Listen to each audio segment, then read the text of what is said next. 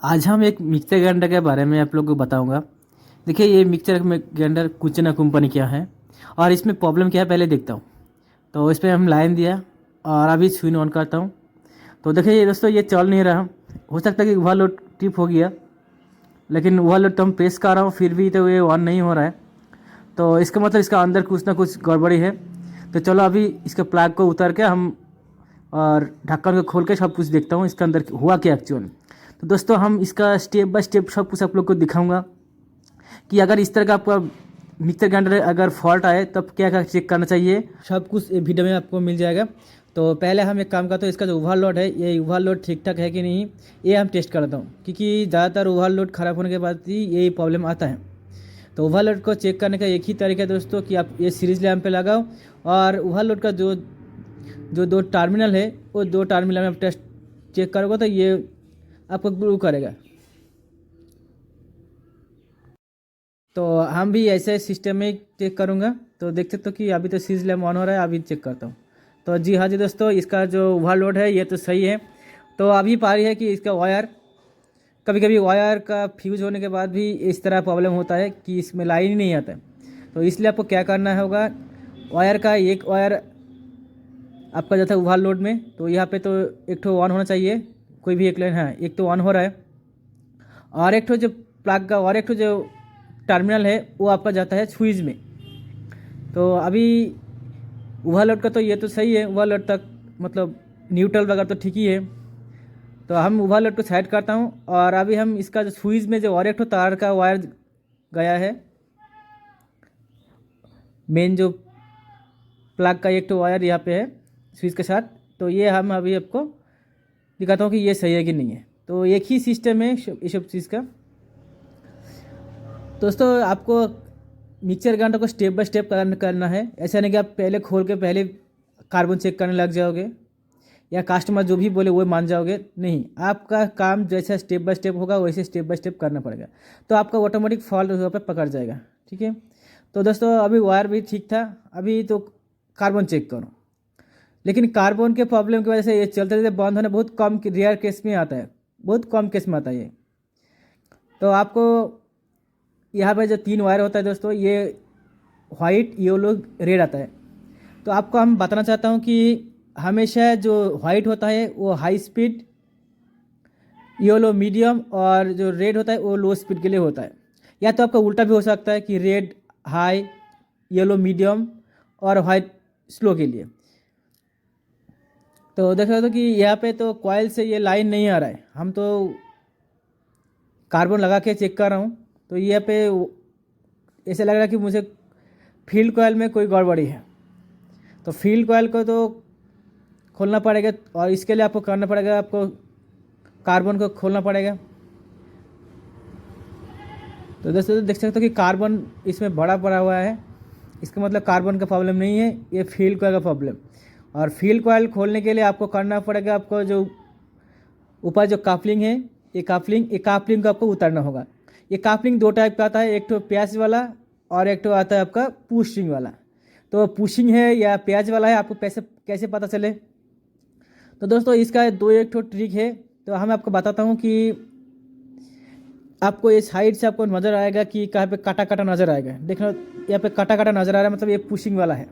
और एक तो आएगा दोस्तों वो काटा काटा नज़र नहीं आएगा, तो इसका मतलब वो थ्रेड वाला है, तो आपको वो उल्टा पेस्ट में से खोलना पड़ेगा।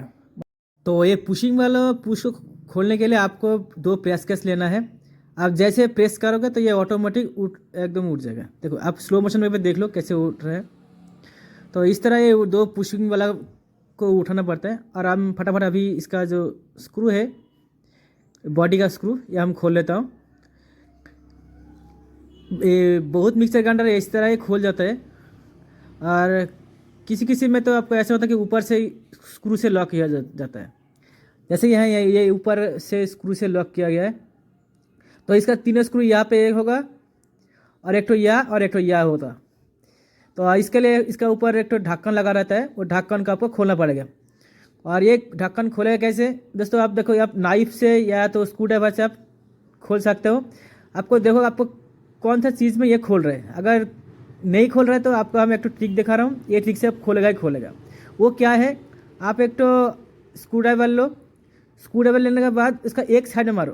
देखो जैसे एक साइड में मारोगे तो ये इसका मुंह एक तरफ खुल जाएगा, मतलब खुल जाएगा एक तरफ, देखो खुल गया ना। और अभी हाथ से उठ जाएगा आराम से। देखो पहले देखो कि ये स्क्रू ड्राइवर से खोल रहा है कि नहीं खोल रहा है। अगर नहीं खोल रहा है तो आपको एक काम करना पड़ेगा, एक साइड में मारना पड़ेगा। ऐसा नहीं कि बीच में मारोगे तो वो टूट जाएगा लेकिन खुलेगा नहीं। तो अभी मेरा जो मोटर है वो मेरा हाथ में आ गया। अभी इसको फटाफट खोल लेता हूँ। जो स्क्रू है, इस स्क्रू को हम खोल लेता हूँ। खोलने के टाइम आपको एक चीज़ ध्यान देना है कि आर्मेचर का ब्लेड जहाँ पे काटा है उधर से खोलना पड़ेगा, नहीं तो आपको ये थोड़ा देर उठने के बाद वो रुक जाएगा वहाँ पे। तो इसीलिए आर्मेचर का यह ब्लेड यहाँ पे काटा हुआ आता है, ये नाट खोलने के लिए सिर्फ, इसका अलावा इसका कोई काम नहीं है। ठीक है, तो ये खोलने के बाद आपको फील्ड कॉइल को चेक करना पड़ेगा सीरीज लैंप पे। दोस्तों ये मेरा एक रिश्तेदार का है, तो इसका घर थोड़ा दूर में था, तो वो वहाँ का एक लोकल मिस्त्री को दिखाया था, तो उन्होंने 300 रुपये लिया, लेकिन क्या काम किया मुझे पता नहीं चला। अभी खोल कर देखता हूँ। तो हाँ जी दोस्तों, वो क्या किया था कि इसका जो फील्ड कॉइल था वो फील्ड कॉइल को जोड़ दिया बस। ये तो एक्चुअली एल्यूमिनियम का होता है, और एल्यूमिनियम को वो वहाँ पे जो लूप होता है ना, लूप छूट जाता है, तो वो सिर्फ लूप को जोड़ दिया। लेकिन ये हुआ क्या, 10-15 दिन के अंदर फिर ये ख़राब हो गया, तो इसलिए ये मेरे पास लेके आया। तो अभी हम कह रहे हैं इसका जो फील्ड कॉइल है दोस्तों ये पूरा चेंज करने वाला हूँ। तो फील्ड कॉइल निकालने का एक तरीका है कि आप इस एक साइड में हाथौड़ा मारो, ये खोल जाएगा।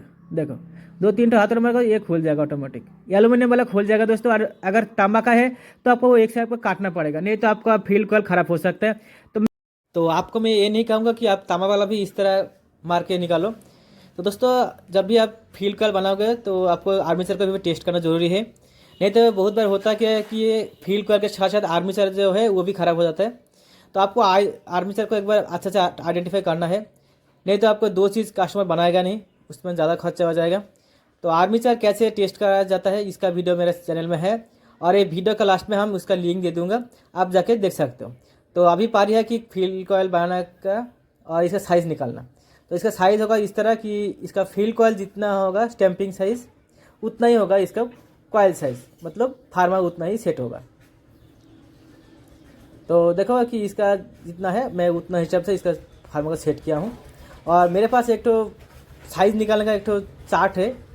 चार्ट देखने से पहले आपको मैं इसका डाटा बताता हूँ कि इसमें आपको लगेगा 24 नंबर एल्यूमिनियम वायर, और इसका टर्न होगा 230 टन। और हम इसमें लूप नहीं निकालने वाला हूँ, क्योंकि लूप मिक्सर ग्राइंडर में ज़रूरत पड़ता नहीं है, और कस्टमर कंप्लेन भी नहीं करता है कि भाई मेरा इसमें लूप क्यों नहीं है। तो यही है दोस्तों मेरा वो चार्ट है। देखो कि इसका डिटेल्स में हम एक वीडियो बनाने वाला हूँ, लेकिन वो आएगा ये सीज़न ख़त्म होने के बाद ही आएगा। इसमें हम पूरा इसका वार डाटा इकट्ठा करूँगा, उसका आप लोगों को डिटेल्स में हम दिखाने वाला हूँ। ठीक है, तो यहाँ पे मेरा सब कुछ हो जाएगा। जैसे मैं ये इसको फार्मा के साथ टास्क करूँगा तो इसका डाटा क्या है सब कुछ निकल के आ जाएगा इसमें। ये इतना बेहतरीन बनाने वाला हूँ। तो फार्मा तो सेट हो गया। अभी आपको 230 टन लेना है, तो हम फटाफट 2 कॉयल बना लेता हूँ, उसके बाद आपको फिर दिखाता हूँ। कॉयल बन के रेडी हो गया। अभी आपको इसको ढालने का तरीका सिखाता हूँ। तो दोस्तों क्या करना है, आपको पहले कोई भी एक साइड को पहले अच्छे से ढालना है। एक तरफ को ढालने के बाद उसको पूरा एकदम अंदर तक इसको ले जाओ। अंदर को ले जाने के बाद जो 2 साइड का जो वायर है उसको आप बैंड कर दो, ये स्क्वायर टाइप का बना लो। अभी उस तरफ को खींच के आपको इसको ढाल देना है। दोस्तों ये एल्यूमिनियम है, आपको उतना ताकत नहीं लगा, लेकिन जो तांबा वाला होगा वो थोड़ा ताकत लग सकता है। तो यही होता है इसका ढालने का तरीका। और अभी इसका शेप ला दो तो देखने में बढ़िया लगेगा। तो एक साइड का तो ये हो गया। अभी दूसरी तरफ का सेम एक ही प्रोसेस। अब या तो पहले आपको ये इसको शेप ला सकते हो, पहले हम स्क्वायर बना लेता हूँ।